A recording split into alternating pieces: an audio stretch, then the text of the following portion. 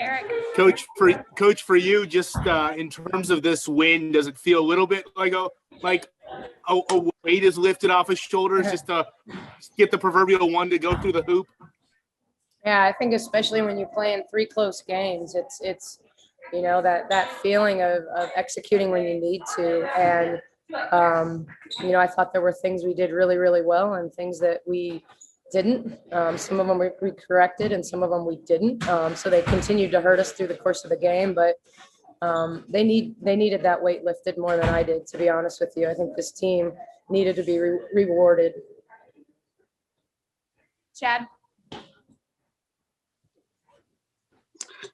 Nikki, the timeout with 24 seconds left. Jamie said the play was designed for her to shoot a 3-pointer, but I guess more so than the play design,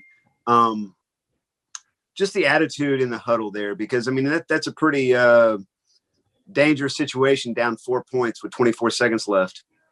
You think? Yeah, I mean, I think it's extend the game. Find a way to extend the game. Quick 2 or 3, and extend the game. And so, I thought when we kind of ran the action to get her to the 3 in the backside corner, we executed perfectly, and that's the one she missed. And then you get kind of a broken play on a rebound, and then she hits the 3 and comes up with the big steal. And so, I think that it was, I think we were pretty dialed in, like it was win time. I mean, I'm not suggesting that they weren't like, oh, here we are again. We got some good shots and didn't make them late. Missed some free throws late until Sarah and Jamie stepped up there at the very end. But, we just needed to keep competing. Jack. Yeah, Nikki, y'all shot the ball really well from 3. Is this sort of what you envision this offense looking at like whenever you got here? Yeah, I mean, there were certainly moments. I mean, what I love 24 assists and 10 turnovers. That's what I love. Like, do they have to be 3s all the time? Is my goal to shoot 29 threes? No, not necessarily. It's not. I don't even believe in like a percentage of shots. I think it's about what does the defense give you. And I thought, especially when they have Jackson in the game, she's such a good rim protector.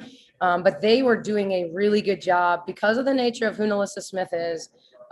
They were congesting the lane, and so when we would put the ball on the floor and attack, we were playing to 2-on-1s on the backside a lot, and it's about, we all talk about all the time, good to great. Do we give up a good shot to get a great shot? And we got a lot of great shots tonight. Did we make them all? No.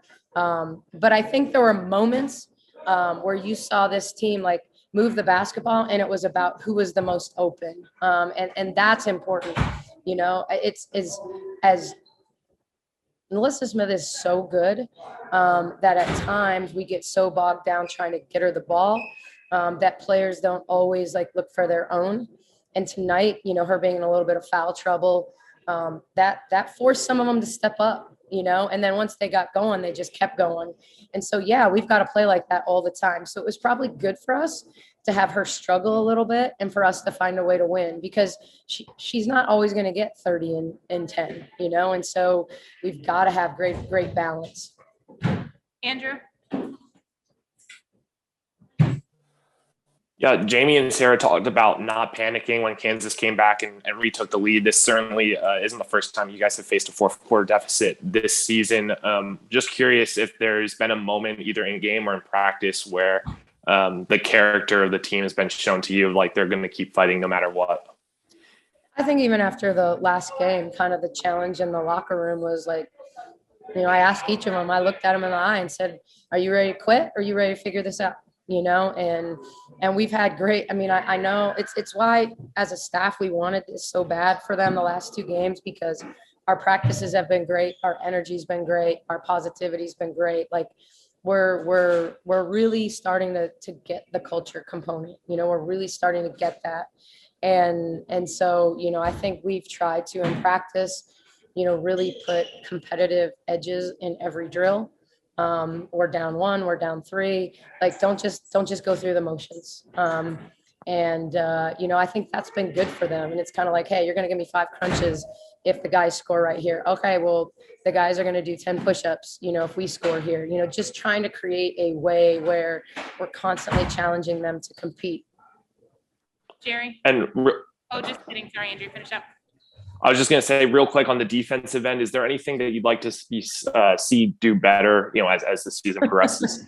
Yeah, guard to guard switches, post to guard pin downs. I mean, they beat us on the same action. We were supposed to be switching guard to guard actions. We probably screwed, I don't know how many times. I'm going to guess we screwed it up 10 times. And I'm going to guess that 7 out of those 10, they burned us.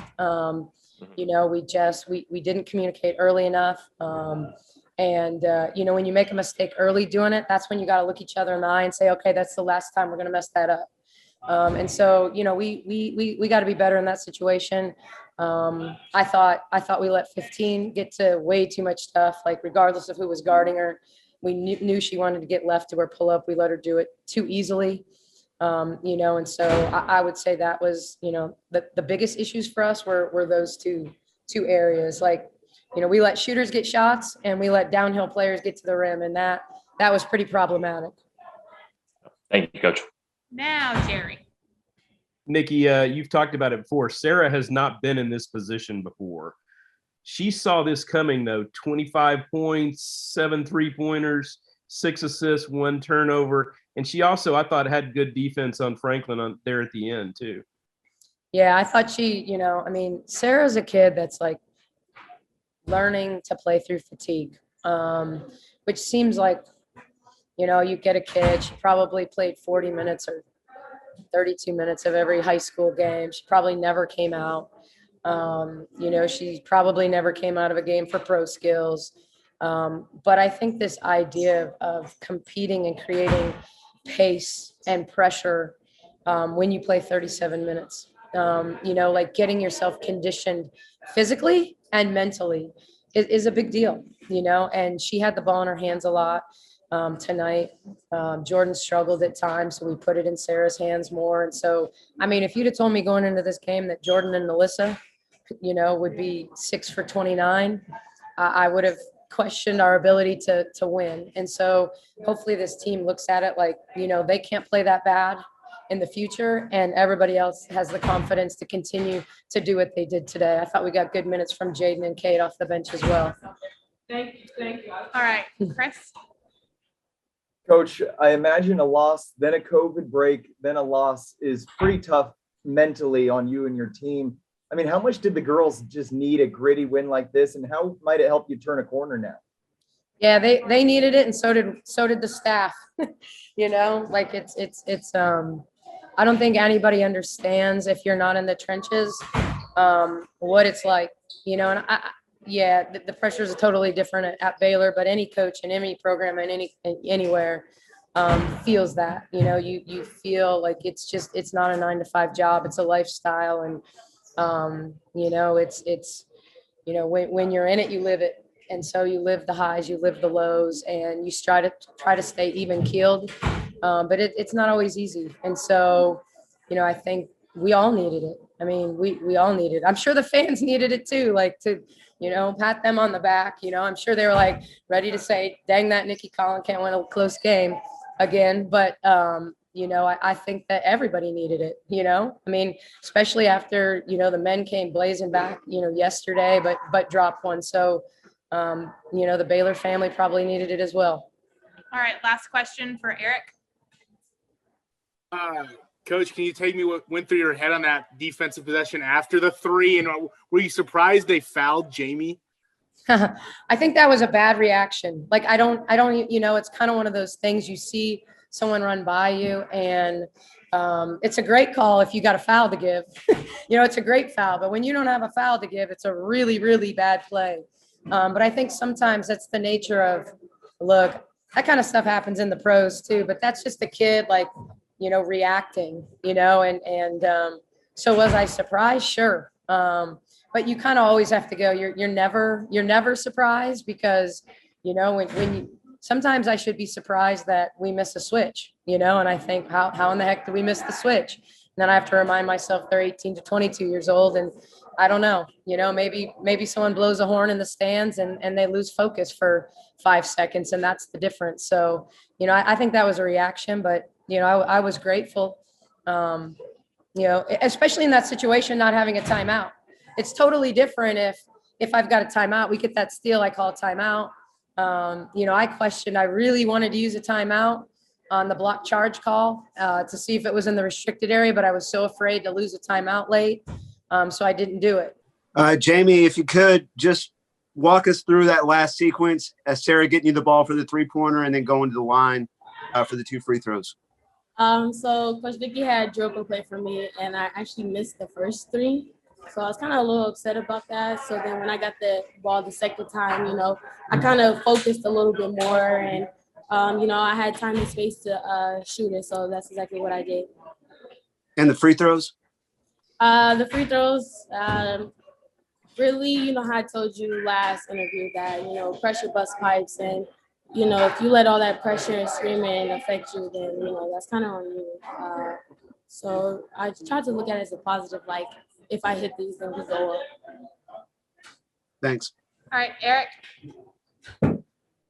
Jamie, I guess this first one on that steal, were you surprised she fouled you? And if not, kind of what did you see in front of you in terms of getting it down the court? Well, at first, I was about to follow my man. I just so happened to see the ball, so it kind of just fell in my hands a little bit, I would say. And I didn't know she fouled me, so I kept going until they kept going there with me. Okay, Jerry. Yeah, Jamie, can you talk about just maybe the calm in this team? Because it would have been easy to panic down 4 with like 25 seconds to go.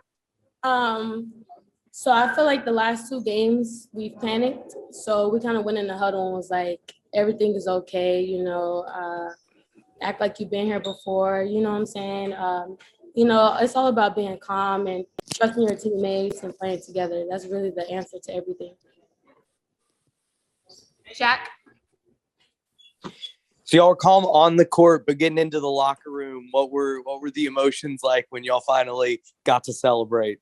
The emotions are high. We're just so really happy for, Coach Nikki for getting her first Big 12 win. It's special for her, especially with everything that's been going on with us, the last 2 games. And, we see the comments and stuff like that. So hopefully they're more positive this game. Eric. Amongst the team off of that, is there kind of a little bit of a sense of relief of like, okay, we almost like kind of just saw a close one go through the hoop a little bit? Like I said, we kind of just said, like, let's act like we've been here before, So we were really calm about the situation, really. Of course, we're always excited for a win, but, you always have to remain calm and, not get frantic with things. Chad. Jamie, you guys hit 14 3-pointers today. Just the way some of the previous games have gone, how important was it to get going from outside? I think it really builds a lot of confidence, especially for Sarah. She hit 7 threes, which is really great for her. So that will definitely build up her confidence the rest of the year because she knows she can hit 7 and maybe 8, maybe get to that 10 mark, So I'm very happy for her. Excellent. Thanks. Jack. In the game, but she had a couple of those big and one opportunities down the stretch. What did you see from her just kind of pushing through and continuing to compete late despite how she played early? Competing is everything. All you got to do really is just uplift your teammate. When one is down, the other 4 pick her up. So it's all about being together and staying connected. If I would expect them, if I had a bad game, for them 4 to pick me up.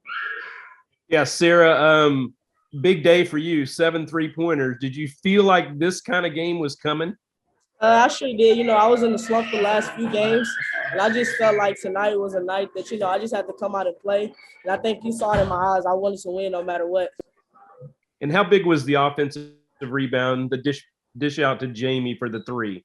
I think it was huge. She missed that first one, and I went right back to her. I know she probably didn't have confidence, but I had confidence in her to knock that next one down, and she knocked it down. Anything else for Sarah? Oh, there we go. Now we're talking. Chris. Yeah, Sarah, what was kind of going through your head when you're watching Jamie go to the free throw line there in the final 30 seconds? I know she's an older player. She's older than me, and I learned from her. And I know she's been there before, so I had confidence in her, and I knew she was going to knock it down to lead us into that next possession. Smoke.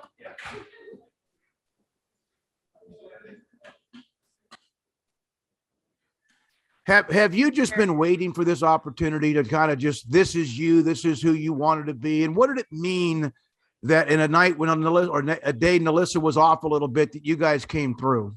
I mean, at the beginning of the game, she carried us and, she picked us up. And, I just kept telling her, you keep doing your thing and I'll feed off of your energy. And I think I knew this type of game was coming for me. I want to continue it up because, I want to continue to win. And I think tonight I just came in with the mindset. I just said, I'm not going to let us lose no matter what it takes. All right. Chad, I think I accidentally lowered your hand earlier. Do you still have a question? Yeah, I was just following up on that crucial 3-point play, Sarah. Is that a situation in a game where nobody has time to worry about whether they missed the last one, and you just got to find the person that's there and try it again? I mean, like I said, just try again. I think, Jamie's a player that I look up to. I've learned from her. She's been in big games before, and I know she was going to knock that shot down when I threw it right back to her. I knew it was going in as soon as it left her hands.